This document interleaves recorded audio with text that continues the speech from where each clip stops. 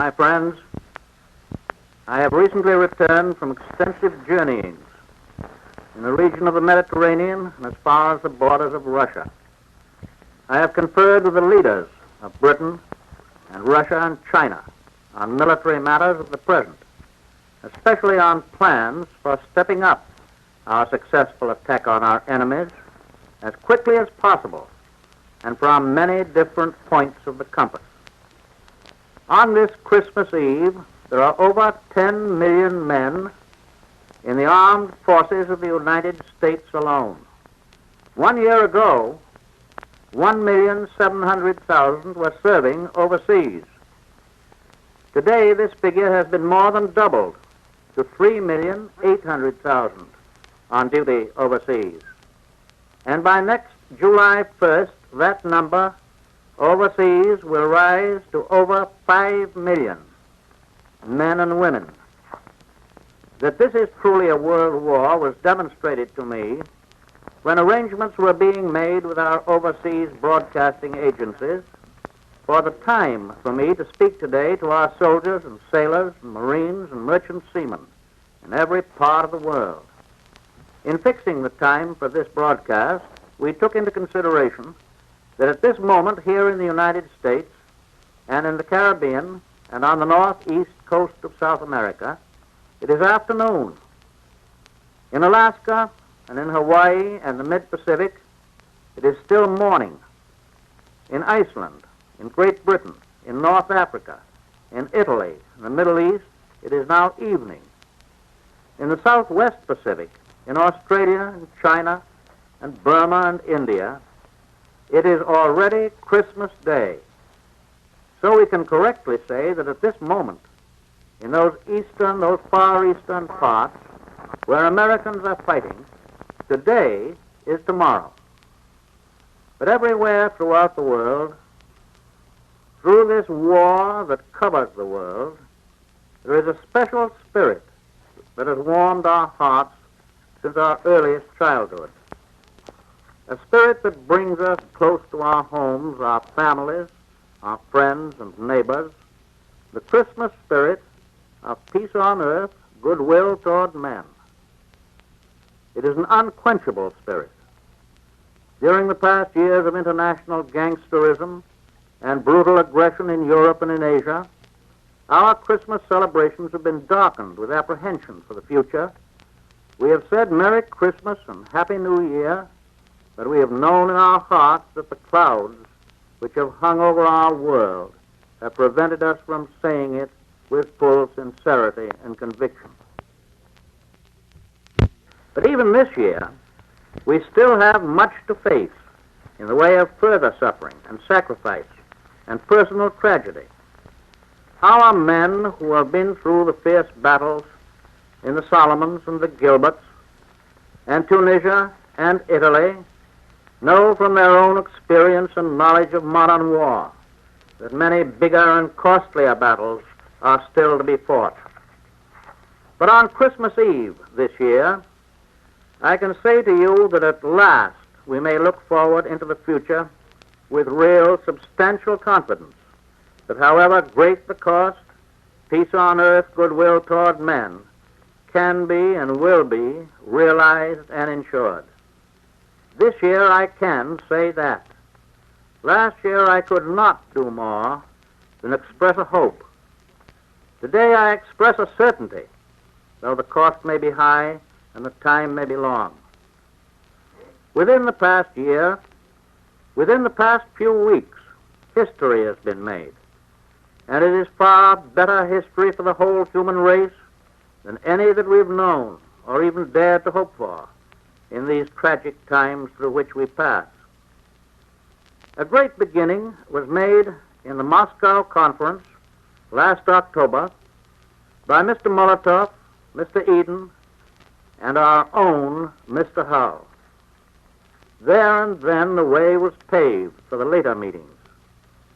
At Cairo and Tehran, we devoted ourselves not only to military matters, we devoted ourselves also to consideration of the future, to plans for the kind of world which alone can justify all the sacrifices of this war.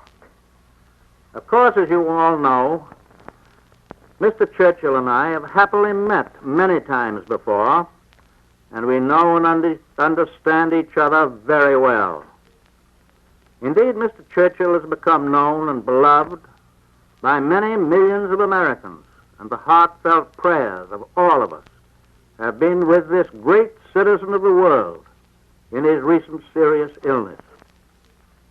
The Cairo and Tehran conferences, however, gave me my first opportunity to meet the Generalissimo, Chiang Kai-shek, and Marshal Stalin, and to sit down at the table with these unconquerable men and talk with them face to face. We had planned to talk to each other across the table at Cairo and Tehran, but we soon found that we were all on the same side of the table. We came to the conferences with faith in each other, but we needed the personal contact, and now we have supplemented faith with definite knowledge. It was well worth traveling thousands of miles over land and sea to bring about this personal meeting and to gain the heartening assurance that we are absolutely agreed with one another on all the major objectives and on the military means of obtaining them. At Cairo, Prime Minister Churchill and I spent 4 days with the Generalissimo, Chiang Kai-shek. It was the first time that we'd had an opportunity to go over the complex situation in the Far East with him personally. We were able not only to settle upon definite military strategy, but also to discuss certain long-range principles which we believe can assure peace in the Far East for many generations to come. Those principles are as simple as they are fundamental. They involve the restoration of stolen property to its rightful owners and the recognition of the rights of millions of people in the Far East to build up their own forms of self-government without molestation. Essential to all peace and security in the Pacific and in the rest of the world is the permanent elimination of the Empire of Japan as a potential force of aggression. Never again must our soldiers and sailors and Marines and other soldiers and sailors and Marines be compelled to fight from island to island as they are fighting so gallantly and so successfully today. Increasingly powerful forces are now hammering at the Japanese at many points over an enormous arc which curves down through the Pacific from the Aleutians to the jungles of Burma. Our own Army and Navy, our Air Forces, the Australians and New Zealanders, the Dutch, and the British land, air, and sea forces are all forming a band of steel which is slowly but surely closing in on Japan.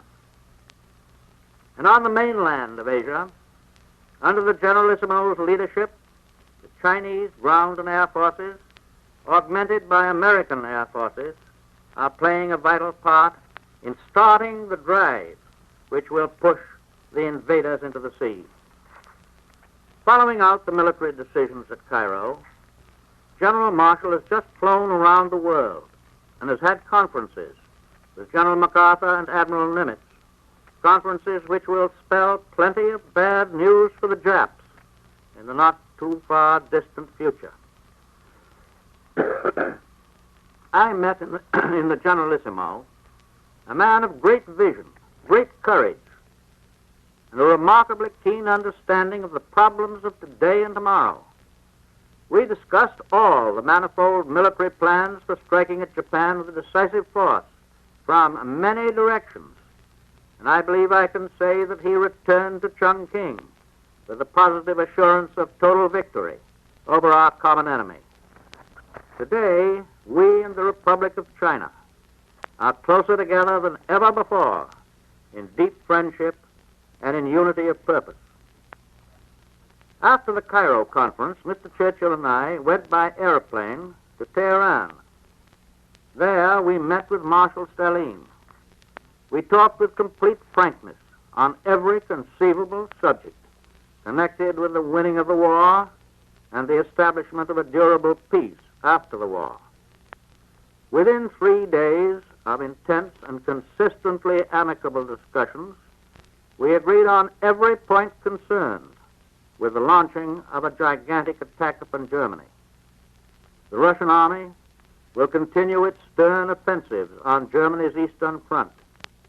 The Allied armies in Italy and Africa will bring relentless pressure on Germany from the south.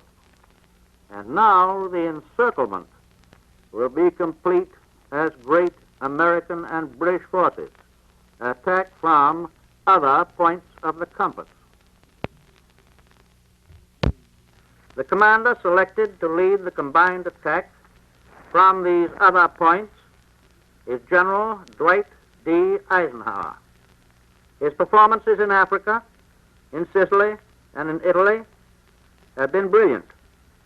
He knows by practical and successful experience the way to coordinate air, sea, and land power. All of these will be under his control. Lieutenant General Karl Spaatz will command the entire American strategic bombing force operating against Germany. General Eisenhower gives up his command in the Mediterranean to a British officer whose name is being announced by Mr. Churchill. We now pledge that new commander that our powerful ground, sea, and air forces in the vital Mediterranean area will stand by his side until every objective in that bitter theater is attained.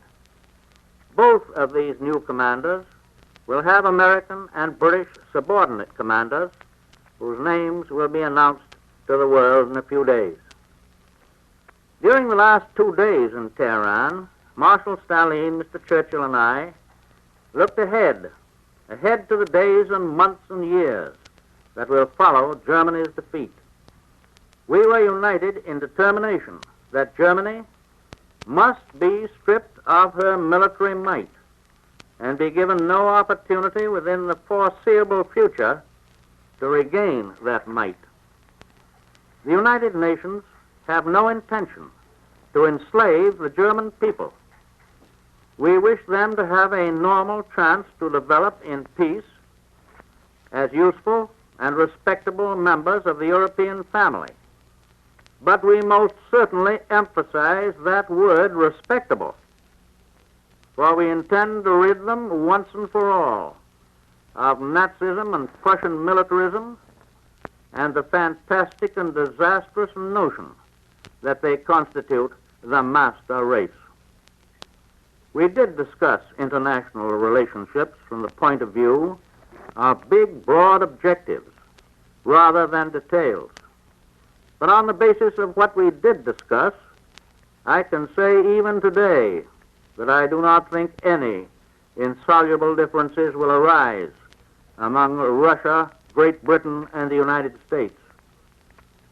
In these conferences, we were concerned with basic principles which involve the security and the welfare and the standard of living of human beings in countries large and small.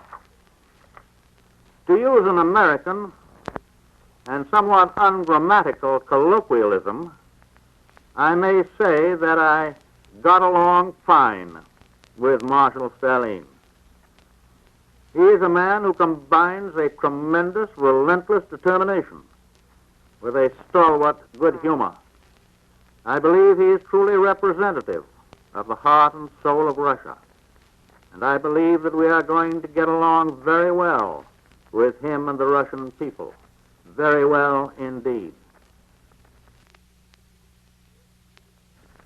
Britain, Russia, China, and the United States and their allies represent more than 3/4 of the total population of the earth. As long as these four nations, with great military power, stick together in determination to keep the peace, there will be no possibility of an aggressor nation arising to start another world war. But those four powers must be united with and cooperate with the freedom-loving peoples of Europe and Asia and Africa and the Americas.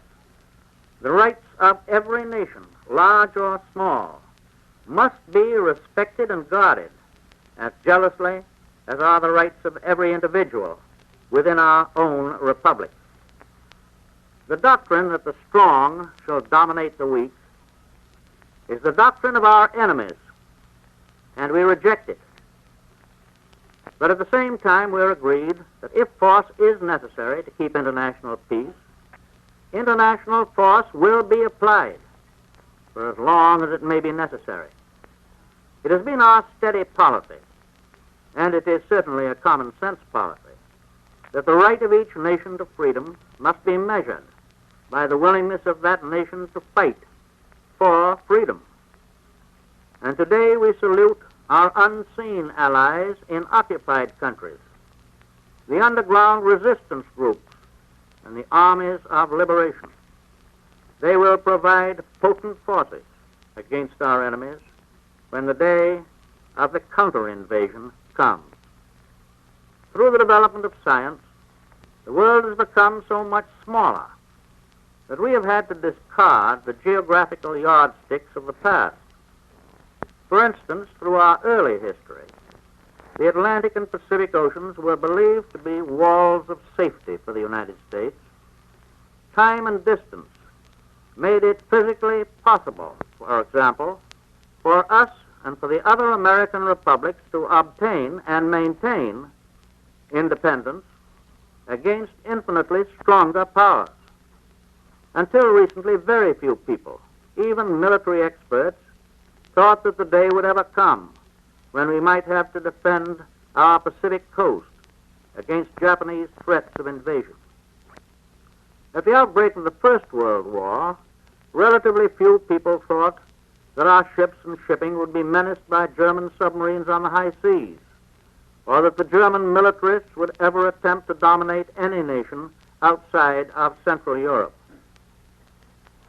After the armistice in 1918, we thought and hoped that the militaristic philosophy of Germany had been crushed, and being full of the milk of human kindness, we spent the next 20 years disarming, while the Germans whined so pathetically that the other nations permitted them and even helped them to rearm.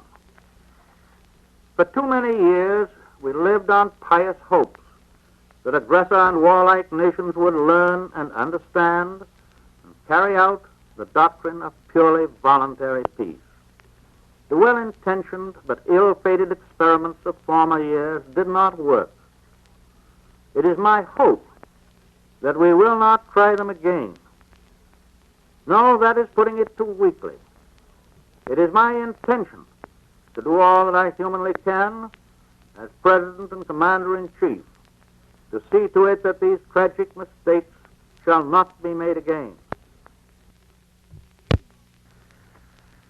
There have always been cheerful idiots in this country who believe that there would be no more war for us if everybody in America would only return into their homes and lock their front doors behind them. Assuming that their motives were of the highest, events have shown how unwilling they were to face the facts. The overwhelming majority of all the people in the world want peace. Most of them are fighting for the attainment of peace. Not just a truce, not just an armistice, but peace that is as strongly enforced and as durable as mortal man can make it.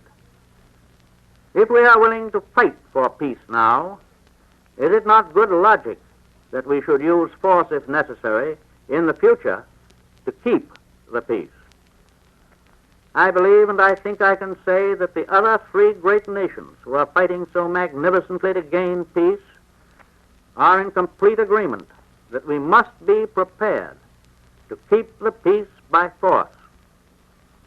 If the people of Germany and Japan are made to realize thoroughly that the world is not going to let them break out again, it is possible and I hope probable that they will abandon the philosophy of aggression, the belief that they can gain the whole world, even at the risk of losing their own souls. I shall have more to say about the Cairo and Tehran conferences when I make my report to the Congress in about 2 weeks' time. And on that occasion, I shall also have a great deal to say about certain conditions here at home.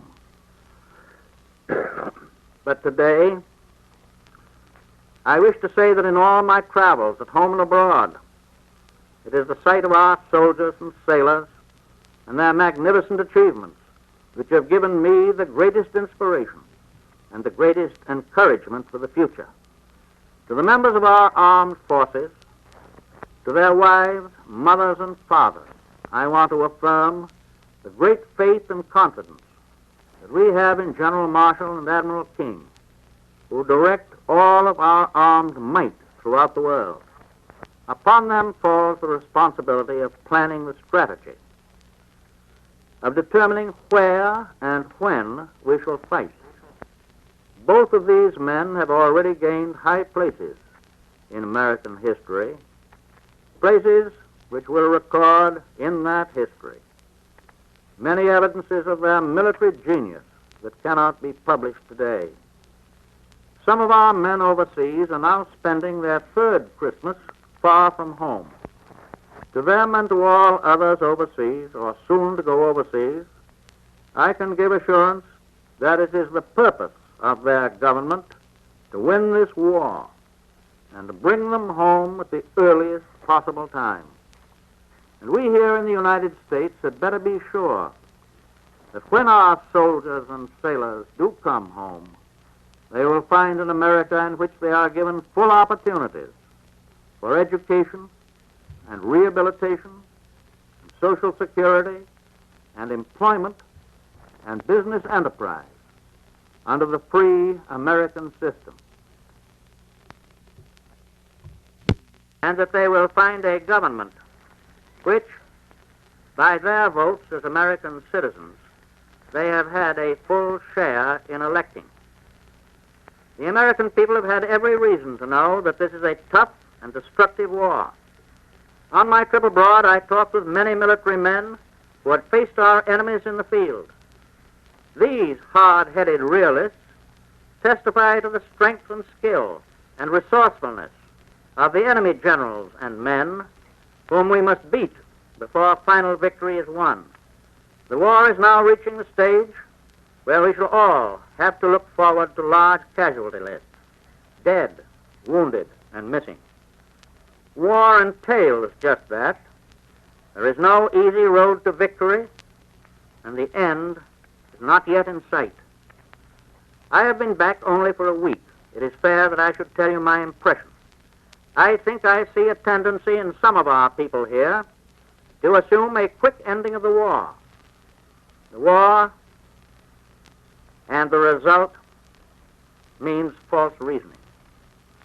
I think I discern an effort to resume or even encourage an outbreak of partisan thinking and talking.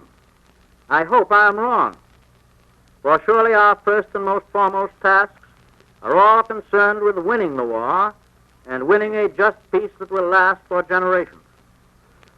The massive offensives which are in the making, both in Europe and the Far East, will require every ounce of energy and fortitude that we and our allies can summon on the fighting front and in all the workshops at home. As I have said before, you cannot order up a great attack on a Monday and demand that it be delivered on Saturday. Less than a month ago, I flew in a big Army transport plane over the little town of Bethlehem in Palestine. Tonight on Christmas Eve, all men and women everywhere who love Christmas are thinking of that ancient town and of the star of faith that shone there more than 19 centuries ago. American boys are fighting today in snow-covered mountains, in malarial jungles, on blazing deserts. They are fighting on the far stretches of the sea and above the clouds, fighting the thing for which they struggle. I think is best symbolized by the message that came out of Bethlehem. On behalf of the American people, your own people, I send this Christmas message to you who are in our armed forces. In our hearts are prayers for you and for all your comrades in arms who fight to rid the world of evil.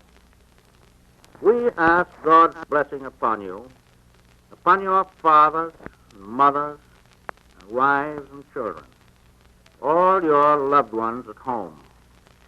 We ask that the comfort of God's grace shall be granted to those who are sick and wounded, and to those who are prisoners of war in the hands of the enemy, waiting for the day when they will again be free. And we ask that God receive and cherish those who have given their lives, and that he keep them in honor and in the grateful memory of their countrymen forever. God bless all of you who fight our battles on this Christmas Eve. God bless us all. Keep us strong in our faith that we fight for a better day for humankind, here and everywhere.